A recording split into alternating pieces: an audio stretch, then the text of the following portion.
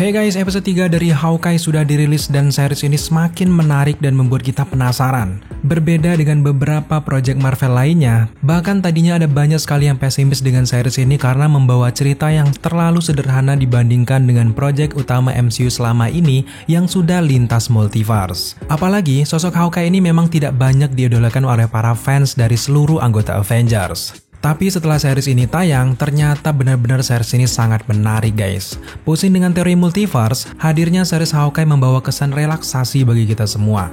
Dengan alur yang sederhana tapi ngena, Kate Bishop membawa angin segar lain di series ini. Selain karakter Clint Barton dan juga Kate Bishop, yang menjadi kejutan juga ada beberapa karakter favorit dari series lain yang ternyata muncul di awal episode mereka ini. Setelah karakter Maya Lopez atau Echo mengakhiri episode 2 dengan sangat manis, yang mengejutkan di episode 3 kita langsung diberikan easter egg dan juga detail menarik karakter dari Kingpin yang merupakan ayah angkat dari seorang Echo.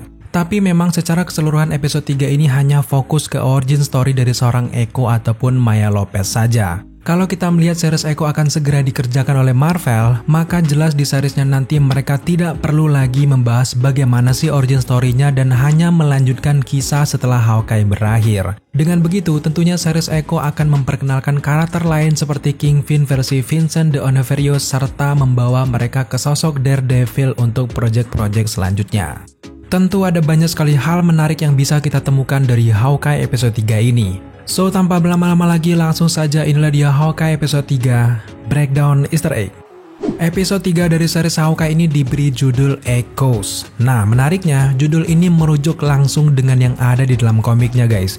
Dimana Echoes ini adalah identitas rahasia dari seorang Maya Lopez. Yap, nama Echo ini juga digunakan sebagai identitas lain yang juga membawa dirinya bertemu dengan sosok Daredevil.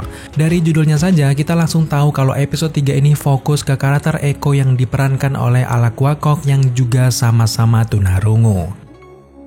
Setelah itu, kita langsung dibawa ke kisah masa kecil dari seorang Maya di mana ia berusaha keras mempelajari gerak-gerik bibir agar bisa memahami bahasa orang-orang normal. Bahkan sejak kecil, Maya tidak mau hanya tergantung dengan bahasa isyarat saja dan bertekad belajar 2 bahasa setelah ayahnya memberikan motivasi. Bahkan, kalau di dalam komiknya, Maya Lopez bisa dengan cepat meniru gerakan lawan-lawannya hanya dengan 1 kali lihat saja. Kemampuan keren itu ia dapatkan berkat ia mempelajari gerakan dan juga bicara orang-orang normal dan berbaur dengan mereka sejak kecil. Tapi, tepat di adegan ini, kita juga dibuat gagal fokus dengan tato yang ada di leher ayahnya ini guys. Yap, tato segitiga yang membentuk lingkaran seperti ini sangat familiar sekali buat pembaca komik Hawkeye. Sejauh ini kita menduga kalau orang yang memiliki tato seperti ini bisa saja adalah orang yang memiliki pangkat yang lebih tinggi, contohnya seperti ketua geng. Namun menariknya, tato seperti ini juga sempat terlihat di komik The New Avengers.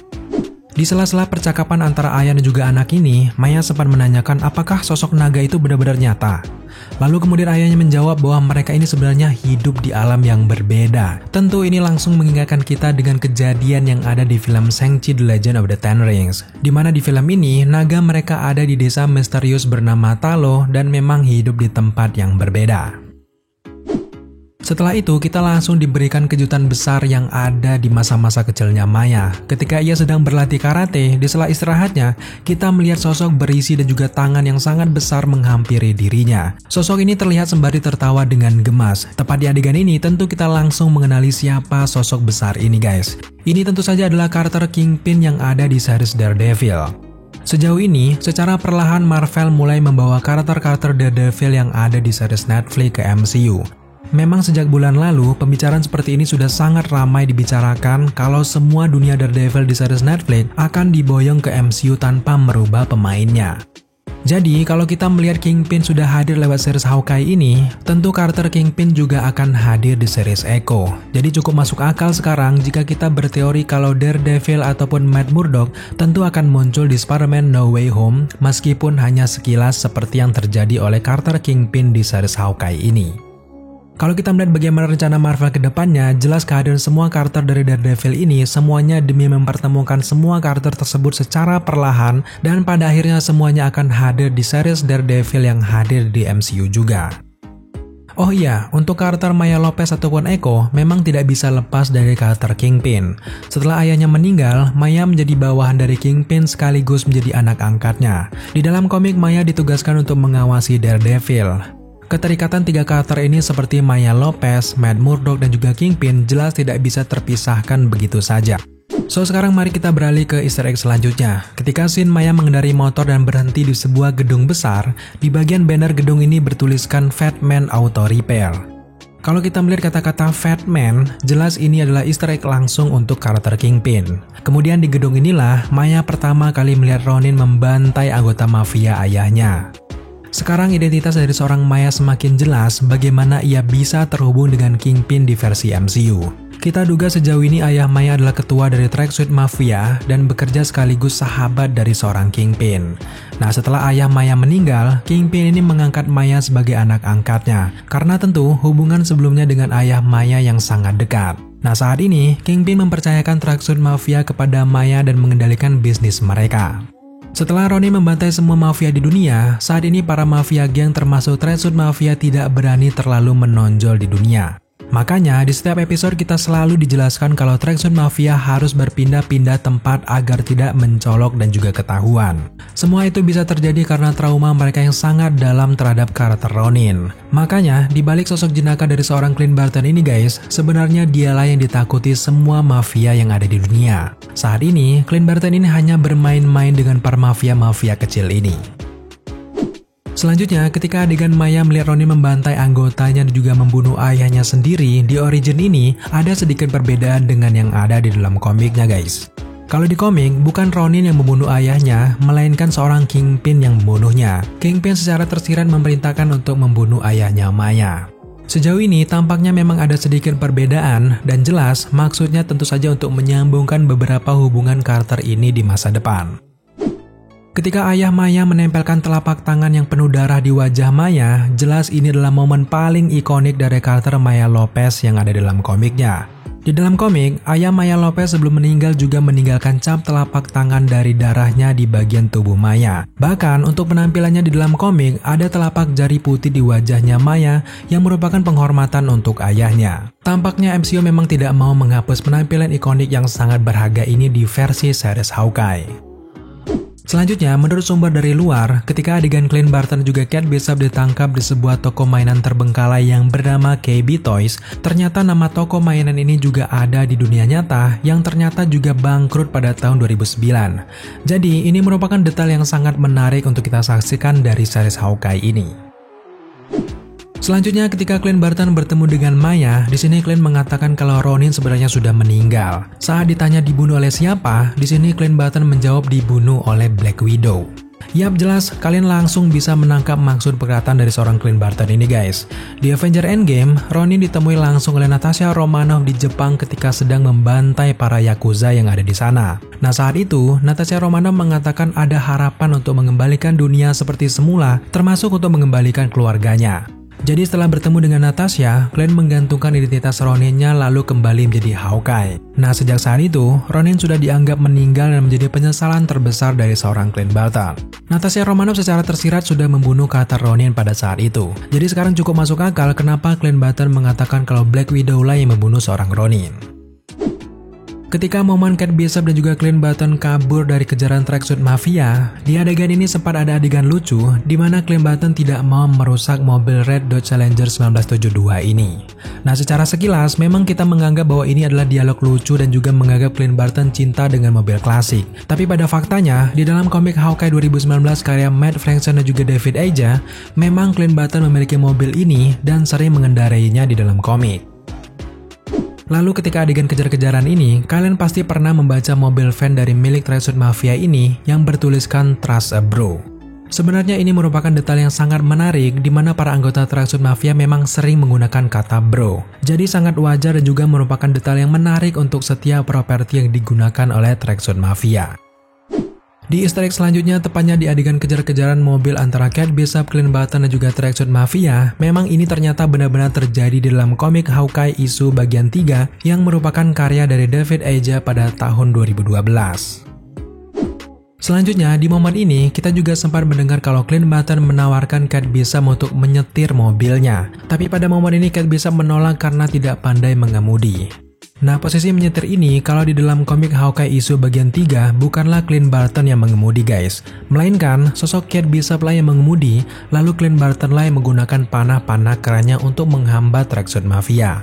Bahkan detail menarik ketika Kate Bishop mengatakan kenapa Clint Barton tidak memberikan label nama untuk anak panah-panah canggihnya ini juga ternyata terjadi dalam komiknya. Kalau kita mencoba membandingkan adegan yang ada dalam komik, di komik bukan panah larutan asam yang diberikan oleh Clint Barton, melainkan panah yang mengeluarkan bola yang membuat Kate Bishop kesal dan juga bingung.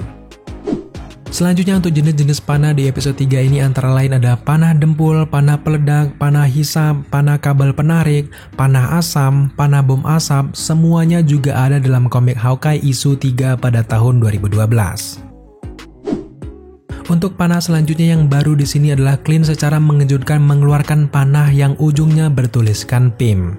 Ternyata anak panah ini berisi PIM partikel yang bisa membesarkan benda. Jelas saat ini kita asumsikan kalau Clint Barton memiliki hubungan yang sangat baik dengan Scott Lang, Hope Van Dyne, dan semua tim dari Ant-Man sehingga ia bisa dipercaya untuk memiliki teknologi seperti ini. Panah PIM partikel ini jelas berbeda dengan yang ada dalam komiknya. Kalau di adegan komiknya, justru yang dikeluarkan terakhir oleh Clint Barton adalah anak panah yang berjenis panah bumerang.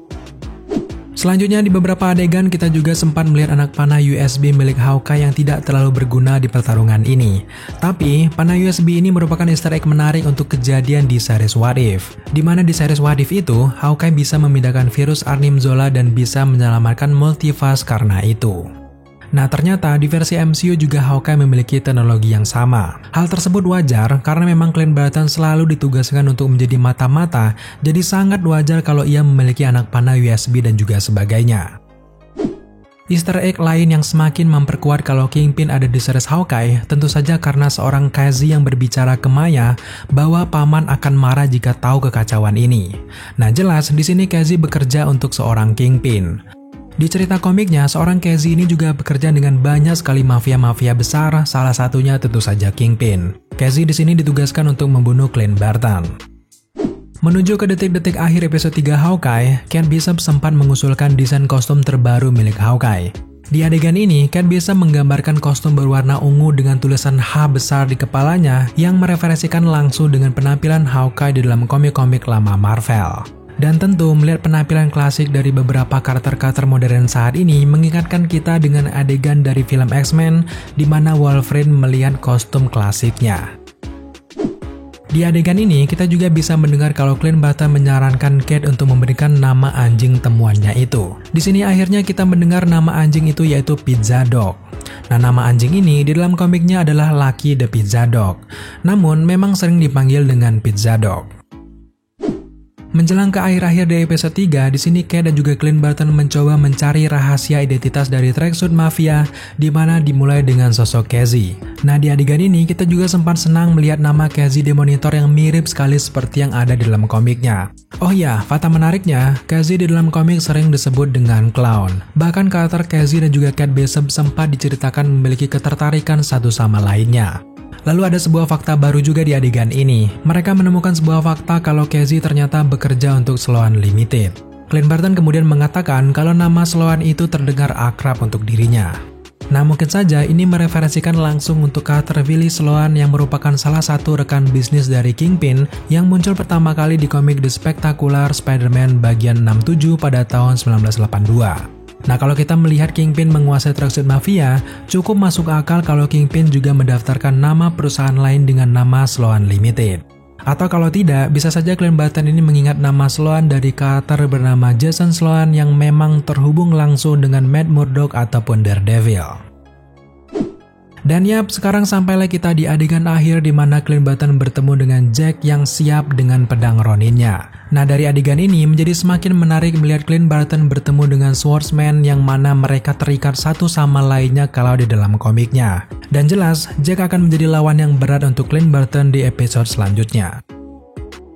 Oke guys, sejauh ini hanya itulah yang bisa kita temukan dari Easter egg episode 3 dari Hawkeye. Jika ada detail menarik lainnya yang terlewatkan dari video ini, silahkan tambahkan di kolom komentar di bawah. Terima kasih kalian sudah menyaksikan video ini sampai akhir. Jika kalian suka dengan video seperti ini, jangan lupa dukung kita dengan cara subscribe, like, komen, dan share. Serta jangan lupa juga untuk nyalakan notifikasi, agar kalian mengetahui apabila kita mengupload video setiap harinya.